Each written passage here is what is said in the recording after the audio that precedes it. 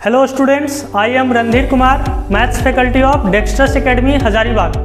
In this video, I am going to discuss a question of definite integral asked in JEE Advanced 2019 in paper 1 of 3 marks.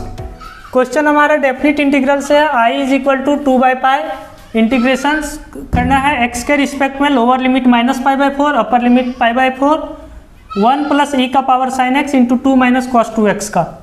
तो यहाँ पे क्या है कि question को हम लोग definite property of definite integral के बेसिस पे सॉल्व करेंगे। जनरली जेईई एडवांस के क्वेश्चंस में क्या होता है कि डेफिनिट इंटीग्रल से जो भी क्वेश्चंस अभी तक वो पूछे हैं उसमें कहीं ना कोई प्रॉपर्टी के बेसिस पे ही वो दिए हुए हैं। तो यहाँ पे क्या है ना कि जो लोअर लिमिट और अपर लिमिट दोनों अलग अलग है, मतलब एक प्रॉपर्टी हम लोग जानते हैं ए से b fx dx is same as integration from a से b f of a plus b minus x dx, और यही प्रॉपर्टी से ये क्वेश्चन हमारा बनेगा।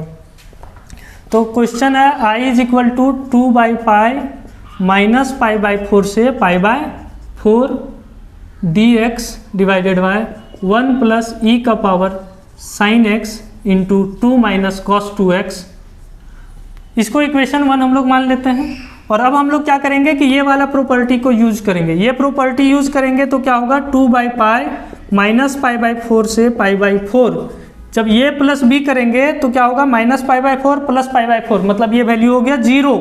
तो ये क्या हो जाएगा हम लोगों का dx अपॉन 1 प्लस ई का पावर साइन ऑफ, ये होगा माइनस π/4 प्लस π/4 माइनस एक्स, मतलब कि 0 minus x into 2 minus cos 2 0 minus x. तो ये टर्म हम लोग का यहाँ पे हो जाएगा। अब यहाँ पे हो जाएगा 2/π माइनस π/4 से π/4 dx, ये हो गया 1 प्लस ई का power minus sine x into 2 minus cos 2x, क्योंकि cos of minus x is equal to cos x होता है, तो इसीलिए यहाँ पे कोई चेंजिंग नहीं होगा। और अगर हम लोग आगे इसको सॉल्व करते हैं तो ये हो जाएगा माइनस π/4 से π/4 1 प्लस ई का पावर माइनस साइन एक्स है, तो इसको लिख सकते हैं 1 डिवाइडेड बाय 1 प्लस ई का पावर साइन एक्स। और फिर जब इसको सॉल्व करेंगे तो ई का पावर साइन एक्स एक न्यूमरेटर में चला जाएगा और नीचे बचेगा 1 प्लस ई का power sine x into 2 minus cos 2x dx। अब यहाँ पे हम लोग क्या करते हैं कि इसको इक्वेशन 2 मान लेते हैं और इक्वेशन 1 और 2 दोनों को ऐड कर देंगे। तो क्या होगा, दोनों का डिनोमिनेटर तो सेम है और न्यूमरेटर में जो है वो 1 प्लस ई का पावर साइन एक्स आ जाएगा, मतलब i plus I 2i left hand side हो जाएगा इंटीग्रेशंस में, और यहाँ पे हो जाएगा 2/π माइनस π/4 से π/4 और ऊपर आ जाएगा 1 प्लस ई का power sine x divided by 1 plus e का power sine x into 2 minus cos 2x, 2 minus cos 2x dx। और अब आप यहाँ पे देख सकते हैं कि एक टर्म जो है वो रिड्यूस हो जा रहा है। तो ये इंटीग्रेशन हम लोग का यहाँ पे 2 काट सकते हैं, तो क्या हो जाएगा इधर i बचेगा, i is equal to 1/π minus π/4 से π/4 1 divided by 2 minus cos 2x dx।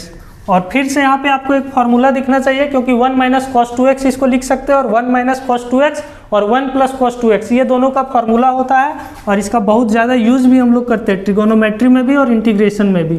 तो ये हो गया माइनस π/4 से π/4, इसको लिख सकते हैं 1 divided by 1 plus 1 minus cos 2x। तो 1 प्लस 1 2 हो गया, तो इसमें कोई भी चेंजिंग नहीं हुआ है।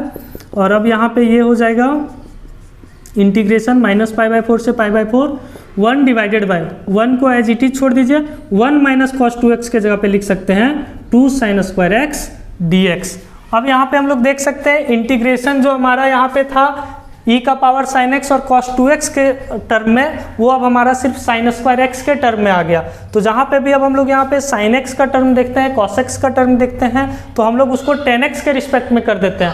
और जब ये tan x के रिस्पेक्ट में हो जाएगा तो फिर हम लोग का ऊपर में सेक स्क्वायर एक्स का टर्म आ जाता है आसानी से, और फिर वो इंटीग्रेट हो जाता है। इसीलिए हम लोग इसको क्या करेंगे कि tan x के रिस्पेक्ट में मतलब tan x में कन्वर्ट कर देंगे। तो ये साइन स्क्वायर एक्स का टर्म है, tan x में करने के लिए हमको कॉस स्क्वायर एक्स से डिवाइड करेगा। तो जब न्यूमरेटर डिनोमिनेटर दोनों को कॉस स्क्वायर एक्स से डिवाइड करेंगे तो यहाँ पे ऊपर में आ जाएगा 1 बाय कॉस स्क्वायर एक्स, तो ये हो गया सेक स्क्वायर एक्स, और 1 बाई कॉस स्क्वायर एक्स, तो यहाँ भी हो गया sec square x plus 2 sine square x divided by cos square x, तो ये हो गया 2 tan square x d x.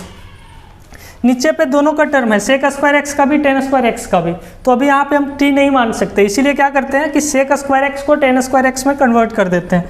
तो इंटीग्रेशन हो जाएगा 1 by pi minus pi by 4 से पाई बाय 4, और ये ऊपर में हो गया sec square x d x, और नीचे इसको लिख सकते हैं 1 plus tan square x. Sec square x का वैल्यू जब 1 प्लस टेन स्क्वायर एक्स लिखेंगे तो यहाँ पे पहले से भी 2 टेन स्क्वायर एक्स है, तो इसका मतलब हो जाएगा ये 1 प्लस 3 टेन स्क्वायर एक्स।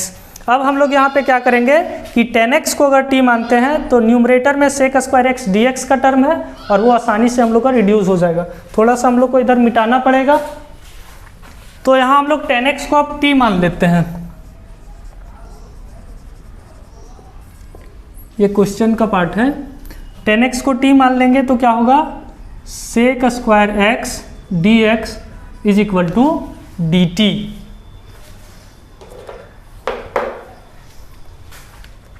और यहाँ पे हम लोग को फिर से लिमिट को कन्वर्ट करना पड़ेगा, क्योंकि यहाँ पे जो लोअर लिमिट और अपर लिमिट दिया हुआ है वो x के रिस्पेक्ट में दिया है, जिसको हम लोग को t के रिस्पेक्ट में रखना पड़ेगा।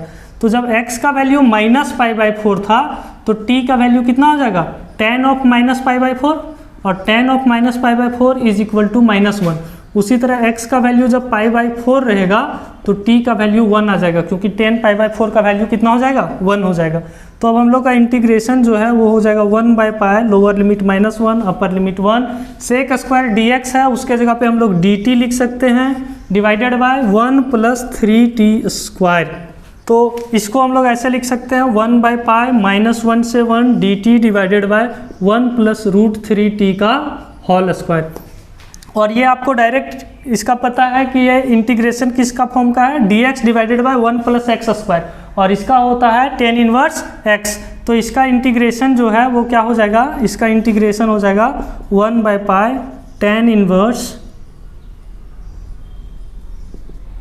√3t whole divided by √3 lower limit -1 upper limit 1, और इसको हम लोग सॉल्व करेंगे upper limit minus lower limit, तो इसको 1 बाई √3 पाई इधर कर दीजिए, और ये हो जाएगा tan इनवर्स √3 इंटू 1, मतलब कि ये हो जाएगा tan inverse √3 minus tan inverse minus √3। तो इसका वैल्यू हो जाएगा पाई बाई 3, मतलब tan इनवर्स √3 का वैल्यू 60 डिग्री होता है, और ये माइनस यहाँ पे आ जाएगा तो ये प्लस हो जाएगा। इसका मतलब ये हो गया 1 by √3 pi into pi by 3 plus pi by 3 is equal to 1 by √3 pi into 2 pi by 3। तो ये पाई पाई कट गया और ये हो जाएगा 2 बाय 3√3। क्वेश्चन में हम लोग को पूछा गया है 27i स्क्वायर का वैल्यू, तो 27i स्क्वायर का वैल्यू क्या हो जाएगा, तो 27 इंटू आई स्क्वायर 4 नीचे हो जाएगा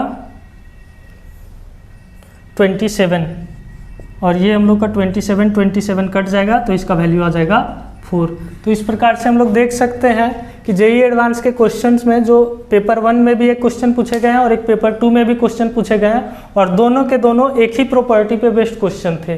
तो यहाँ पे क्या करना है कि जब कभी भी हम लोग डेफिनेट इंटीग्रल के क्वेश्चंस को सॉल्व करेंगे तो हम लोग को उसके प्रॉपर्टी पे कमांड करना पड़ेगा, यही इसका की पॉइंट है। तो इस क्वेश्चन में क्या करना था, सबसे पहले इसको रिड्यूस करना था, जो कि अपने आप उस प्रॉपर्टी को रखने के बाद ये टर्म रिड्यूस हो जाता है, और फिर हम लोग यहाँ पे sin x का टर्म आएगा उसको tan में कन्वर्ट कर देते हैं और आसानी से इंटीग्रेट कर लेते हैं। Thanks for watching this video, like subscribe and comment on our channel Dextrous Academy Hazaribagh.